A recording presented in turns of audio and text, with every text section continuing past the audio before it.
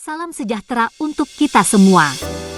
Untuk kali ini izinkan saya Ika Rizkiani Amalia calon guru penggerak angkatan 10 dari Kabupaten Sampang akan melakukan suatu analisis atas penerapan proses pengambilan keputusan berdasarkan pengetahuan yang telah dipelajari tentang berbagai paradigma prinsip pengambilan dan pengujian keputusan di sekolah.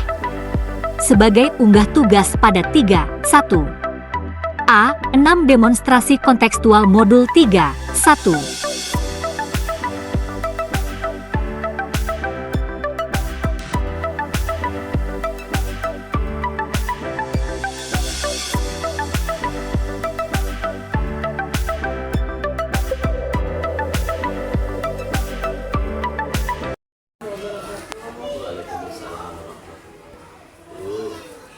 Hari ini saya melakukan sesi wawancara untuk pemenuhan tugas di modul 3.1 dengan tema pengambilan keputusan berbasis nilai-nilai kebajikan sebagai pemimpin untuk unggah tugas di demonstrasi kontekstual.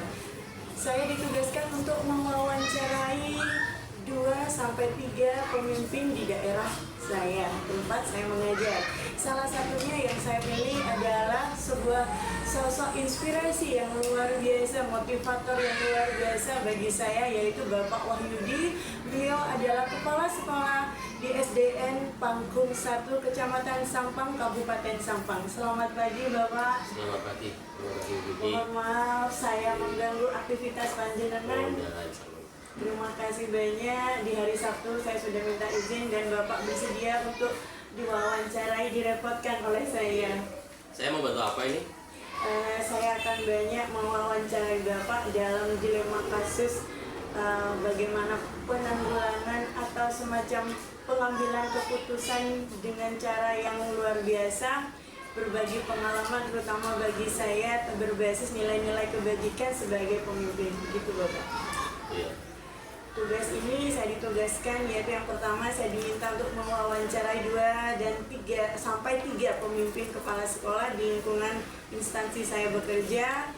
Yang kedua, hasil wawancara untuk mendapatkan wacana tentang praktik pengambilan keputusan selama dijalankan oleh kepala sekolah, terutama kasus-kasus di mana nilai-nilai kebajikan saling bersinggungan untuk kasus-kasus dilema etika yang sama-sama benar. Yang ketiga, apa yang selama ini dilakukan oleh para pemimpin, praktek apa yang selama ini dijalankan. Yang keempat, analisis praktek pengambilan keputusan dilema etika di antara pemimpin yang saya wawancarai harus terkait dengan yang sudah saya sampaikan, yaitu 4 paradigma, 3 prinsip, dan 9 langkah penguji. Dan yang terakhir Bapak, saya mohon izin untuk merekam sesi wawancara ini untuk unggah tugas saya di YouTube dan di PMM. Dan yang terakhir, setidaknya ini menjadi pelengkap buat saya, menjadi inspirasi pengalaman yang berharga untuk saya terapkan nanti sebagai pemimpin pembelajaran. Terima kasih. Karena pertanyaan begini tadi kok banyak gitu ya. Jadi mungkin lebih baik satu-satu. Jadi saya jawabnya satu-satu. Diulang dari satu dulu. Dan saya memaparkan secara luas dulu Bapak seperti itu. Baik Bapak, selama Bapak memimpin di SDN Dapenang, ingat sekolah saya di Panggung 1, pasti sudah terbiasa dengan yang namanya kasus-kasus dilema. Terima kasih Bu Didi. Memang seorang pemimpin, seorang manajer itu pastinya harus bijak dalam menghadapi berbagai problema yang ada di sekolah. Sehingga disitulah diperlukan kedewasaan, diperlukan kesabaran, diperlukan kehati-hatian dalam mengambil keputusan, karena keputusan itu akan berefek pada semua yang ada di luar sekolah. Selama ini Pak Yudi mengambil keputusan itu tentunya harus hati-hati dengan mempertimbangkan berbagai karakter sifat teman-teman yang tidak serta-merta kemudian ambil keputusan sesuai isi hati. Jadi keputusan yang kami lakukan biasanya yang menjadi proses kebijakan itu harus diambil sisi positif dan negatifnya. Pasti sebuah kebijakan pasti ada sisi positif dan negatifnya, tidak ada yang sempurna, tapi paling tidak persentase kelemahannya sedikit. Kalau positifnya lebih banyak, kita harus berani ambil dengan positif. Tentunya mengambil keputusan dan yang akan melaksanakan harus sama-sama paham dari itu. Itu harus bisa diambil oleh kepala sekolah atau manajemen kebijakan, yang mana keputusan sekali lagi yang diambil akan berdampak pada semua. Jadi itulah harus hati-hati. Karena memang di dalam mengambil keputusan itu kan ada beberapa hal yang perlu diperhatikan, bahwa kadang-kadang rasa kasihan itu ada, rasa kasihan itu ada. Tetapi rasa kasihan tidak boleh kalah dengan sifat adil. Walaupun adil itu memang tidak harus sama, tetapi rasa kasihan tidak boleh yang utama, hanya mungkin dari faktor pertimbangan. Itu kira-kira mengambil keputusan selama ini, Pak Yudi. Berarti sudah menerapkan 4 paradigma ya Pak. Saya memantau sepertinya yang pertama paradigma yang digunakan adalah jangka pendek melawan jangka panjang, yang kedua rasa keadilan melawan rasa kasihan. Memang terutama hal itu perlu sekali Pak dijadikan suatu kebiasaan, perlu sekali saya sangat belajar untuk menerapkan itu, karena ini awal buat saya. Biasanya mengambil keputusan memang harus benar-benar efektif dengan langkah yang saya tadi tulis di sini. Pak Yudi memang mengutamakan musyawarah, melihat dulu hasil yang positif dan negatifnya, memantau dulu kira-kira seperti apa, mengedepankan kedewasaan, kesabaran, terus ini efek lingkungan, karakter guru perlu perlu sekali untuk menjadi pertimbangan untuk menyelesaikan suatu masalah. Yang nomor 2 Bapak, selama ini sebagai kepala sekolah untuk mengidentifikasi kasus-kasus berupa dilema etika atau membangun moral seperti apa Bapak? Di dalam kita membangun moral itu kan kita punya dasar ya, kebenaran. Yang menjadi dasar itu tentunya kebenaran. Kadang-kadang kebenaran itu yang saat ini kebanyakan kalah dengan fakta yang sudah dialami, yang walaupun itu kadang salah, itu dianggap benar. Tetapi menurut kami, ini kebenaran itu adalah penting. Masalah kemudian ada ulama tertentu yang sesuatu yang sebenarnya tidak di luar jalur tapi yang benar, itu harus kita menjadi garis bawahi, bahwa kebenaran harus menjadi yang utama. Bukan berarti yang diakui orang banyak itu benar, tetapi kebenaran sesuai dengan tupoksi atau aturan yang mudah-mudahan kadang-kadang yang diakui orang banyak belum benar, diakui orang banyak dianggap benar, itu mungkin perlu kita fix. Tetapi dasar kita adalah melaksanakan kebenaran itu sesuai dengan aturan yang kasus-kasus dilema etika ini, moral ini benar-benar kalau tidak kuat iman. Yang nomor 3 Bapak, selama ini bagaimana Pak Yudi mengambil keputusan di sekolah, terutama untuk kasus-kasus di mana ada 2 kepentingan yang sama-sama benar atau sama-sama mengandung nilai kebaikan? Betul itu. Jadi manakala kita menemukan sesuatu yang sama-sama benar, tentunya selama ini Pak Yudi melaksanakannya, ya kita terima semua, dilaksanakan sesuai dari yang ada tadi. Jadi sama-sama dijalankan selama itu tidak saling bertentangan. Jadi manakala kita menemukan suatu pendapat atau usulan yang sama-sama berbeda, alangkah baiknya kita kolaborasi menjadi sebuah kebijakan yang benar. Mungkin itu hal baru dalam suatu kebijakan, tetapi karena ini sama-sama baik dan benar, ya kita usahakan untuk berkolaborasi. sama-sama dijalankan sehingga semuanya dapat menerima. Ya, berarti musyawarah mengikutsertakan semua dewan guru masuk warga sekolah itu nomor satu Pak ya, untuk Betul. menegakkannya. Karena kenyamanan sekolah itu kan keluarga kita yang utama. Jadi saya selalu mengatakan bahwa sekolah ini adalah milik kita bersama. Maka kenyamanan itu adalah dari tujuan. Nah, kenyamanan itu bisa dilakukan manakala yang satunya dengan yang lain saling menghargai dan menghormati pendapat masing-masing. Tidak ada yang pendapat yang selalu benar dan tidak ada pendapat yang selalu salah. Semua punya kelebihan. Oleh karena itu, kita harus diskusi menyamakan persepsi itu sehingga sekolah itu menjadi nyaman. Kalau sekolah sudah nyaman, maka kita semua akan tetap di sekolah. Kondisi KSP-nya sudah enak, maka well-being di sekolah itu akan tercapai. Jadi meskipun keluar dari luar, sampai di sekolah semua jadi dapat teratasi. Jadi sosial emosional memang penting. Kadang-kadang seorang guru dari rumah khawatir. Ternyata karena di sekolah itu sudah happy, dia hilang semua yang di rumah. Sehingga emosional baik. Kalau emosional gurunya baik, maka mereka menghadapi anak-anak yang begitu berbagai karakter, mereka juga akan happy.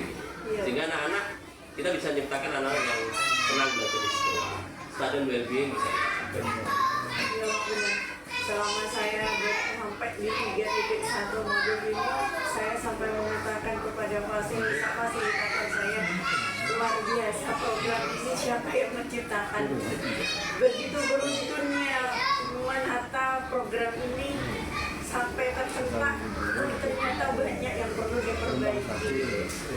Rasanya ini sekali saya mengajar, mungkin teman-teman sejawat atau guru pendidikan lain tidak tahu karena belum mengenal benar setelah masuk ke penggerak. Masya Allah, luar biasa ini ya. Kembali Bapak kepada pertanyaan, hal-hal apa saja yang selama ini menganggap efektif dalam mengambil keputusan pada kasus-kasus dilema etika pembangunan moral Bapak? Untuk moral siswa gitu ya. Semuanya. Jadi untuk siswa, mereka di sini memang sebuah kebijakan atau sebuah keputusan itu ditanyakan berbagai. Tetapi kalau itu ditujukan untuk membangun disiplin, kemudian etika, moral pada anak-anak, memang harus kadang-kadang kita berkeputusan yang memang itu berbeda. Itu kadang-kadang beda. Risikonya adalah moral yang akan diciptakan itu harus dibiasakan, sehingga kalau dibiasakan lama-lama membudaya. Nah, keputusan untuk meningkatkan moral mereka ini contohnya misalnya kita setiap hari Jumat itu kita adakan buat berpikir dan juga infak bulan. Itu tujuannya melatih anak-anak mereka bersedekah, nanti yang diberikan untuk pada teman-teman atau memang tidak mampu apa nanti melatih moral. Selain itu juga anak-anak ini kan diawasakan di setiap pagi itu bapak ibu guru ada tiket itu menyambut mereka tidak bertemu harus saling menyapa dan salam sudah tetapi awalnya ini berat gitu. Tetapi setelah itu mencoba dilaksanakan pelan-pelan bersifat tiket yang tiket harus datang lebih dulu itu lama-lama menjadi biasa. Sekali lagi sesuatu yang sudah terbiasa itu nggak bisa. Yang berat itu manakala mereka tidak pernah melakukan apa-apa. Nah disitulah berawal dari kebiasaan itu kita bisa melatih moral anak-anak menjadi baik. Otomatis gurunya harus lebih contoh teladannya. Jadi Mbak Yudi mengambil keputusan hal-hal yang selama ini efektif adalah menjadi pembiasaan untuk murid, yaitu budaya positif yang diangkat nilai kebajikan. Nah, apakah Pak Yudi memiliki sebuah jadwal tertentu dalam sebuah penyelesaian masalah etika, dan apakah langsung menyelesaikan di tempat dan waktu itu juga, atau masih ada prosedur-prosedur yang lain yang dijalankan? Untuk biasanya anak-anak itu lebih senang kalau mereka melakukan sesuatu yang salah gitu, atau yang sesuai dengan etika atau mereka berkata kotor dan seterusnya, itu biasanya kita langsung ingatkan. Nah, itu nggak bagus. Jadi tidak perlu menunggu besok dipanggil, tapi saat itu juga segera diselesaikan, dijelaskan, diberitahu bahwa seperti itu kurang bagus.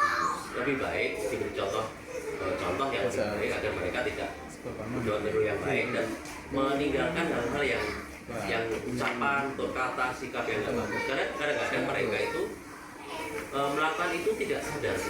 Jadi anak-anak itu melakukan hal-hal yang tidak baik tadi, ucapan kotor, sikap yang tidak bagus itu kadang-kadang bukan munculnya karena mereka melihat situasi lingkungannya di rumahnya terbawa ke sekolah, sehingga pada waktu ditanyakan kamu ngerti ya artinya ucapan itu tidak tahu dia.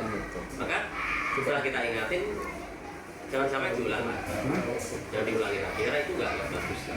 Ya lagi mereka lakukan itu karena mereka melihat situasi di rumah atau di lingkungan yang mungkin juga seperti itu, budaya yang kurang baik kadang-kadang di desa itu kan. Jadi kita ingatkan, alhamdulillah lama-lama mereka jadi lebih baik lagi. Jadi untuk menyelesaikan suatu masalah atau dilema etika itu tidak harus menunggu, tetapi sesuai dengan situasi dan kondisi. Iya, akan lebih baik. Jadi lebih cepat teratasi. Tahu kalau ditunda nanti. Ya. Ya, pertanyaan selanjutnya Bapak, adakah seseorang atau faktor-faktor apa yang selama ini mempermudah atau membantu Pak Yudi dalam mengambil keputusan dalam kasus-kasus dilema etika ini? Biasanya kalau kita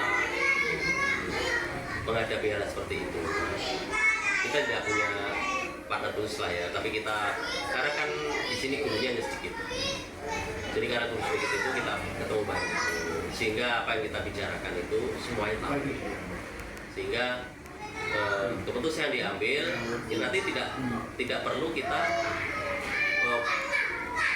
juru bicara gitu misalnya, tidak perlu. Jadi begitu ada masalah kita pecahkan bareng-bareng di sekolah, di ruang kantor, agar menemukan keputusan atau hal terbaik untuk mengambil sikap dan tindakan untuk mengatasi hal yang tidak sesuai. Jadi keputusan itu tetapi dengan atas dasar kebenaran ya. Jadi atas kebenaran itu yang utama. Kebenaran itu kadang-kadang memang sulit untuk diwujudkan, tetapi insya Allah dengan kita berkolaborasi dengan teman-teman itu insya Allah dasar kebenaran itu bisa kita gunakan sebagai sarana untuk mengambil keputusan.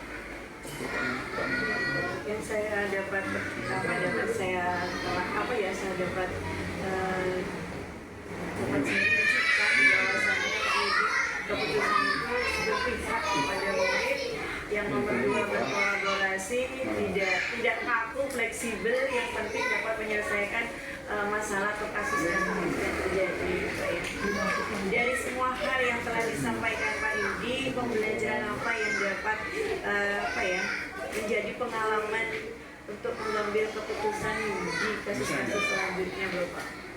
Pengalaman Pak Yudi dengan berbagai keputusan yang saya lakukan secara kolaboratif bersama itu, kondusivitas di sekolah itu baik, kenyamanan di sekolah itu baik, sehingga Pak Yudi tidak perlu teriak-teriak, tidak perlu selalu menyuruh.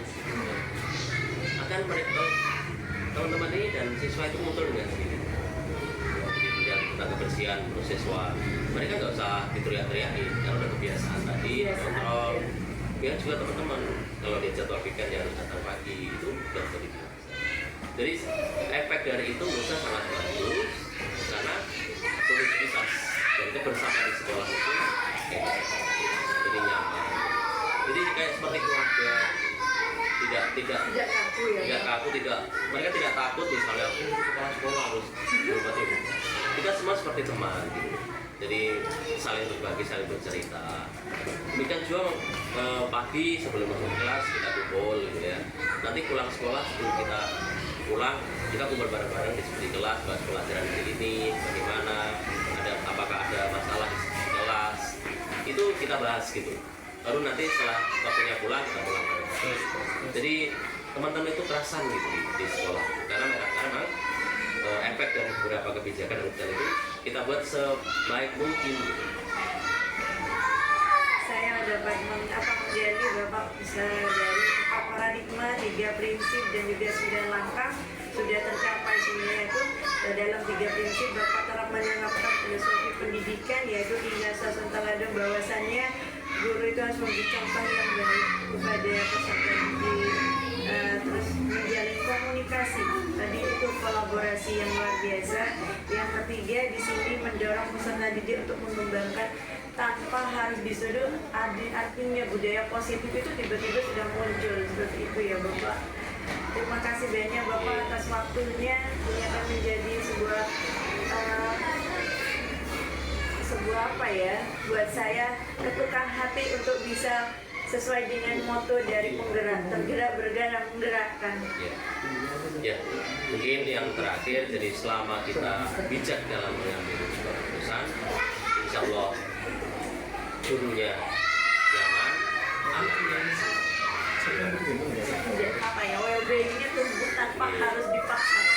Terima kasih Bapak sudah menyempatkan diri, saya repotkan untuk tugas saya dan semoga masih mau juga untuk saya repotkan. Ya, insya Allah begitu. Selama baik bisa bantu, insya Allah baik bantu. Sukses untuk guru penggerak ya. Insya Allah Bapak. Bergerak dan bergerak. Semoga selanjutnya akan ada di wilayah kita yang mengikutilah jejak-jejak saya. Setidaknya dengan adanya guru penggerak maka akan ada perubahan yang baik dalam kehidupan. Saya siap untuk berbagi praktek baik untuk masuk CGP bagaimana siap. Ya, salam.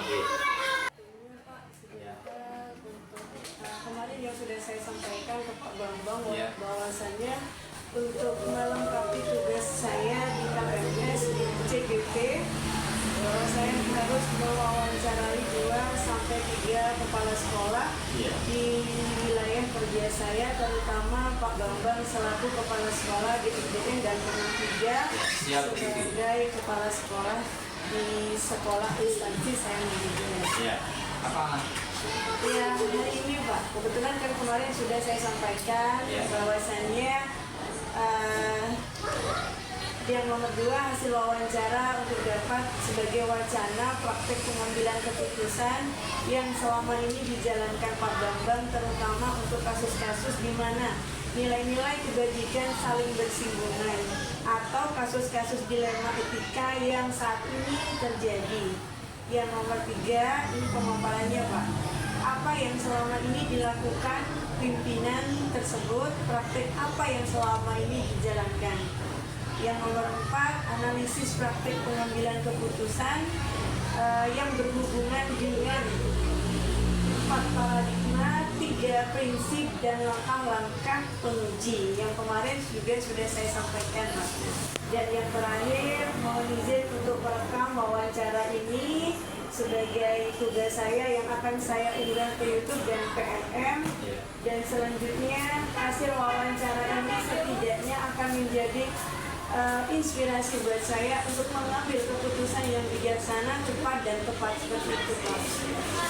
Terima kasih banyak Pak. Apa saja bekerja pertanyaan? Yang pertama Bapak, selama Bapak menjadi kepala sekolah di SDN Dalpena 3, apakah permasalahan kasus-kasus dilema etika ini sudah terjadi Pak? Kalau berbicara masalah kasus etika, tentunya di satuan pendidikan manapun itu pastinya terjadi. Entah itu murid dengan murid, murid dengan guru.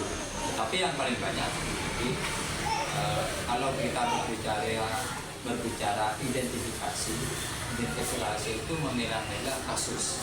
Artinya banyak sekali. Artinya seperti di kelas 1, kelas 2, kelas 3 sampai kelas 6 itu tentunya berbeda. Seperti kelas 1 sampai kelas 3 itu yang merupakan kelas bawah itu lebih banyak di kasus perundungan, mengolok-olok. itu pun tidak terlepas dari kasus kekerasan. Namun kalau kasus kekerasan di kelas bawah itu masih tidak begitu ketimbang di kelas atas. Kalau sudah kita berbicara kelas atas itu sudah lengkap, kasus kekerasan, mengolok-olok, bullying dan yang lainnya. Itu yang perlu kita memang perlu penekanan, terutama di guru kelas masing-masing sesuai dengan apa yang sudah saya paparkan setiap kali ada pertemuan atau rapat guru di sekolah. Jadi ini menjadi PR buat kita ya Pak, untuk setidaknya bisa bukan memberantas tapi mengurangi. Kalau kita mau berbicara di satuan sekolah manapun, walaupun itu sekolah yang munafik, tindakan bullying sekecil apapun katanya pengawas itu mengolok-olok itu sudah bullying. Atau di tingkat bawah seperti anak-anak mengolok-olok nama orang tua, mengolok-olok harta benda yang dibawa mungkin kurang bagus, nah itu dibandingkan dengan diri sendiri. Itu pasti di sekolah manapun pasti ada. Kita sedikit 1-2 orang peserta didik atau pasti ada di ya pinggiran atau bahkan di pedalaman sangat banyak. Jadi PR buat kita itu yang saya bisa ambil dari pembicaraan kita, wawancara, artinya butuhnya kolaborasi antara sejawat juga seperti itu. Sangat dibutuhkan.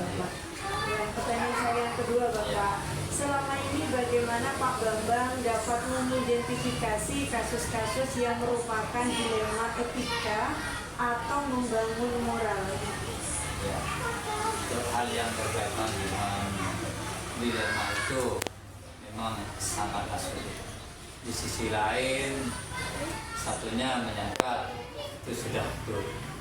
Sisi lainnya sakit betul juga. Artinya mencari pembenaran diri sendiri. Seperti kasus yang pernah saya alami, yaitu itu di tingkat bawah. Itu maksudnya di kelas kemarin di kelas 3, tepatnya di semester yang kedua, awal semester 2 itu kejadian murid sama murid, yang mana satunya sebagai pelapor, satunya tertuduh. Namun yang pelapor setelah itu langsung tidak ada tingkatan, artinya tidak ada melalui proses dari saya. Moro-moro wali murid langsung datang, seakan-akan saya kecolongan oleh kasus itu sendiri. Tidak ada kolaborasi. Tidak ada seperti itu. Tahu-tahu muncul ke saya terima. Saya bilang kalau seperti itu akan saya tidak tindak, karena itu waktu itu hari Jumat moro-moro datang wali murid itu, dan terus diteruskan di hari Sabtu kurang puas dengan jawaban saya, dia memanggil salah satu anak ayah akad, katanya mengakunya seperti itu. Jadi saya terima orang tua wali murid itu. Dia seakan-akan mencari kebenaran diri sendiri tanpa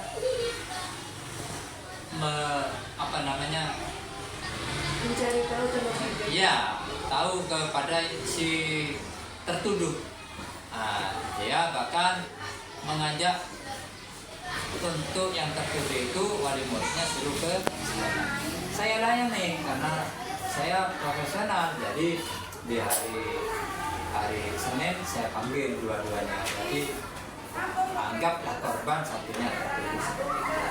Ternyata apa yang terjadi setelah beliaunya wali murid itu, si korban menanyakan ke korban murid salah satunya yang tertuduh, bagaimana terbalik, artinya ketika dia itu disangka memukul, ternyata dia bahkan yang memukul, tetapi dengan alasan atau argumen yang seakan-akan mempertahankan kebenaran, siswa itu mau ke barat ke timur. Setelah dipaksa oleh orang tuanya, ternyata dia bahkan yang memukul, seperti itu. Jadi itu sudah masuk ke dalam empat paradigma yang kemarin kita diskusikan, Iya. ya Pak. Rasa keadilan melawan rasa Kasihan, ya. Yang ketiga, Bapak, selama ini bagaimana Pak Bambang mengambil keputusan di sekolah, terutama untuk kasus-kasus di mana ada dua kepentingan yang sama-sama benar atau sama-sama mengandung nilai kebajikan? Kalau seperti itu, artinya dilihat dari kasusnya setelah proses peradilan di tingkat baik itu pengumpulan data seperti itu antara wali murid satunya, setelah dikumpulkan mendengarkan pendapat, jadi di situ baru berkembang permasalahan. Jadi setelah itu mendapati bahwa si B ini tidak bersalah. Setelah itu ya saya secara keluargaan ya mari kita bangunlah ke depannya, jangan sampai terjadi kasus-kasus seperti ini. Dan saya juga menginformasikan kepada teman-teman wali murid, wali kelas dan guru yang ada di sekolah ini supaya penanganannya terhadap murid itu jangan sampai hal-hal yang baik itu bullying apalagi kekerasan jangan sampai terjadi. Artinya untuk langkah-langkah Pak Bambang melakukan titik temu dahulu ya Pak dengan pihak-pihak yang berkepentingan baru bisa kita putuskan. Tidak mendengarkan salah satu Jadi mendengarkan dari semua pihak, terus melakukan diskusi dan rapat kekeluargaan supaya tidak menjadi meluas begitu ya Pak ya. Artinya kita menjaga nama baik Pak instansi. Pertanyaan yang keempat Pak, hal-hal apa saja yang selama ini Pak Bambang menganggap langkah tersebut sudah efektif dalam mengambil keputusan pada kasus-kasus dilema etika ini? Ya seperti hanya karena kita itu bekerja di lembaga, jadi kita salah satunya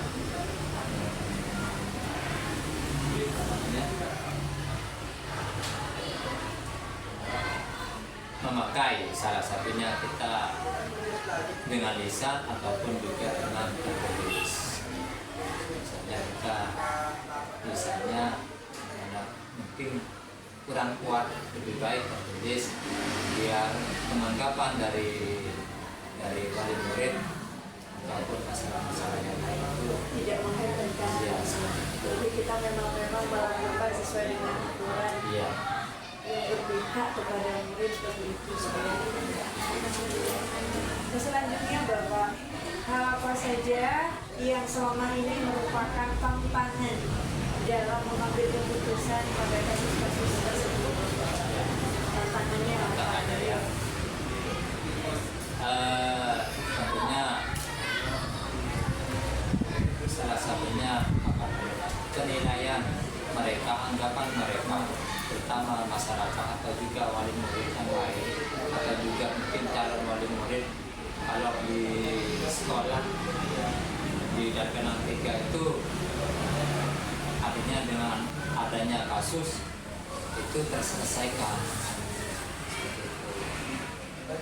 Ya, jangan Larut-larut ya Pak? Iya, jadi tidak termakan oleh waktu yang mungkin walaupun itu banyak waktu, jadi kita kalau masih ada masalah kita selesaikan seperti halnya yang kemarin kasus dilema ITK itu juga berkaitan dengan kemarin juga ini antara teman guru dengan murid. Salah satunya murid di sini karena dia berprestasi dan guru sudah mempersiapkan waktunya untuk pengiriman lomba O2SN. OSN. Yang mana beliaunya murid itu sudah bersusah payah untuk belajar, namun ketika dia itu menuntut untuk kapan lombanya dengan waktu yang demikian lomba, ketika itu pas mau menjelang lomba, di situ ada bencana alam, yaitu berupa banjir. Iya, jadi kami walaupun itu berbohong, tetapi berbohong kebaikan. Artinya tidak ada salah satunya yang dikorbankan atau tidak nama guru tetap baik, nama siswa juga tetap baik. Artinya saya berbohong kepada siswa itu demi kebaikan. Karena memang kita itu pada saat itu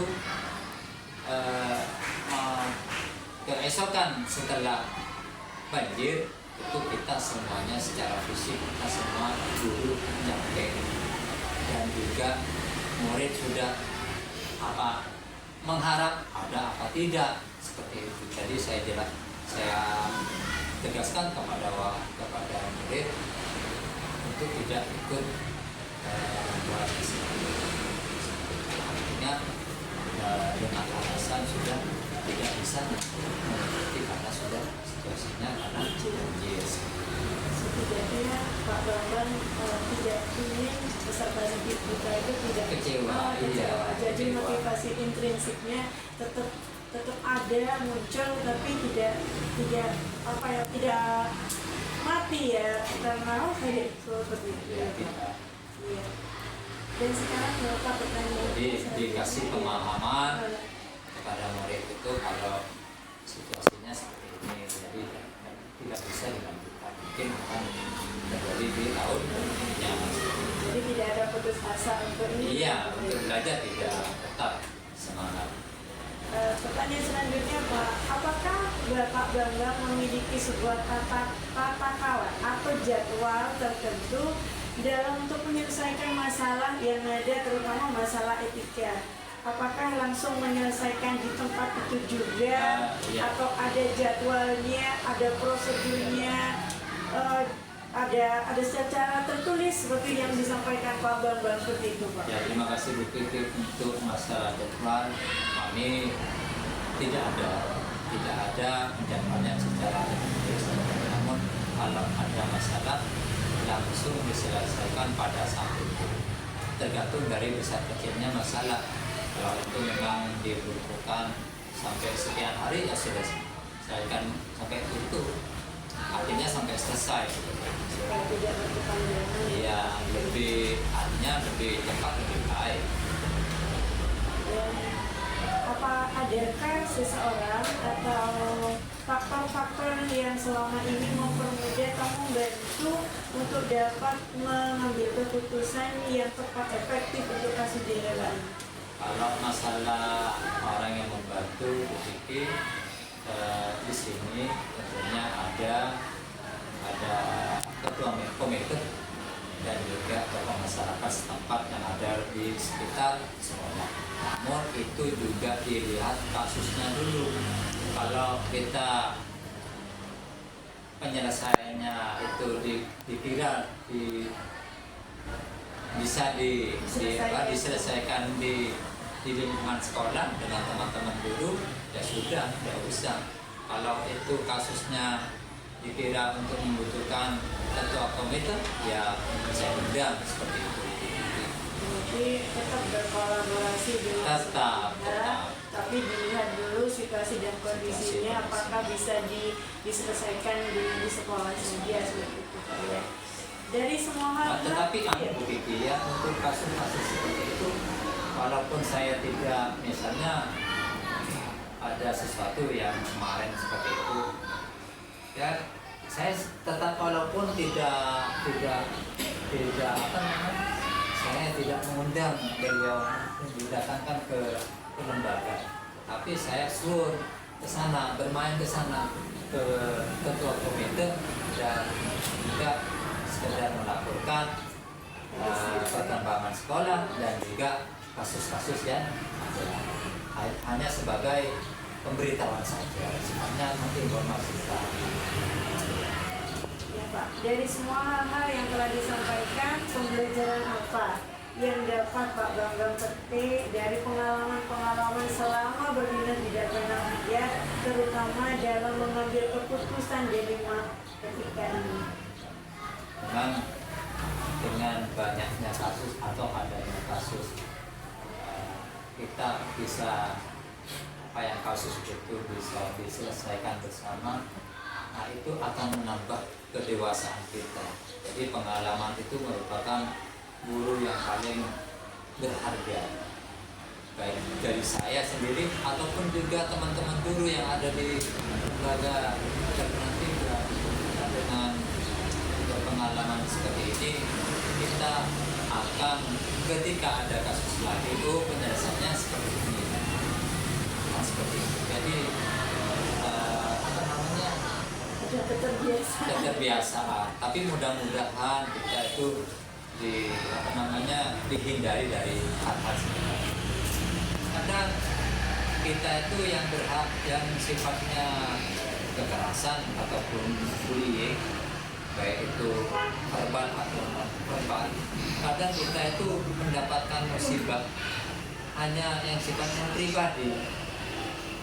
Karena ada ketika anak itu bermain kegiatan olahraga, namun ketika pulang dia mendapatkan musibah. Musibahnya bukan tabrakan, tapi itu hanya kecelakaan kecil yang berupa hanya terbentur ke bambu. Karena kita juga harus bertanggung jawab karena posisi korban ada di sekolah seperti itu. Walaupun kita melihat benturannya katanya tidak terlalu keras, tapi kayaknya khawatir secara fatal seperti itu. Jadi saya bersama-sama teman mengajak ke puskesmas seperti itu. Jalan-jalannya seperti itu. Jadi hal-hal yang semacam itu juga kita hindari. Karena memang yang namanya kekerasan pastinya akan merugikan kedua belah. Tetapi juga ada kekerasan yang memang tunggal, artinya kecelakaan, baik itu di luar ataupun di dalam kelas. Seperti dalam kelas kemarin juga di semester yang kedua, awal semester kedua, itu anak kelas 5 karena dia saking senangnya menyelesaikan PR, dia loncat-loncat. Habis loncat dia terbentur meja sampai di bibirnya itu dijahit seperti itu. Ya, jadi pengalaman seperti itu walaupun kecil, jadi kita itu tidak bingung ketika ada masalah seperti ini, penyelesaiannya langsung keluar. Artinya kalau sudah tidak mampu dirawat di sekolah, kita langsung dirawat ke puskesmas pembantu seperti itu. Ternyata jadi kepala sekolah begitu rumitnya. Nah, ini menjadi pembelajaran Pak, terutama kepada saya setidaknya menjadi pemimpin pembelajaran di kelas ini. Terima kasih banyak Pak Bambang atas waktunya, juga sesi wawancaranya. Semoga ini bermanfaat sekali buat saya. Terima kasih juga wawancaranya Bu Kiki selaku calon guru itu dalam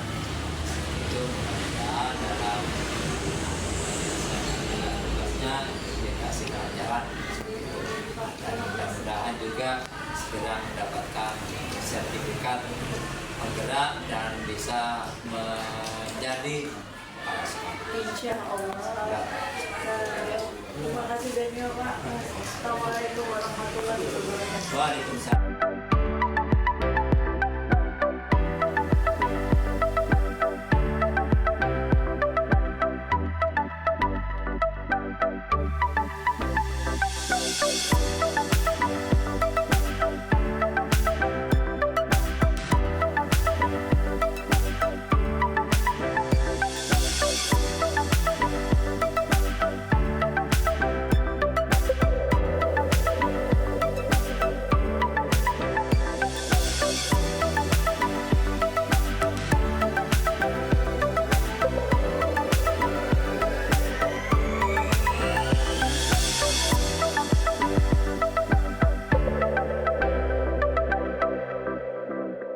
Pada modul ini saya dapat menyimpulkan bahwasannya menekankan pentingnya komunikasi transparan, empati dan membangun kepercayaan dengan semua pihak yang terlibat, mampu menjadi sosok yang tidak hanya cerdas secara intelektual tetapi juga bijaksana dalam mengambil keputusan kepemimpinan berlandaskan nilai-nilai yang berpusat kepada murid dan membawa dampak positif bagi kemajuan pendidikan Indonesia. Pengambilan keputusan yang berpihak kepada murid, memperhatikan kebutuhan keberagaman dan berlandaskan budaya positif menjadi kunci untuk mewujudkan profil pelajar Pancasila.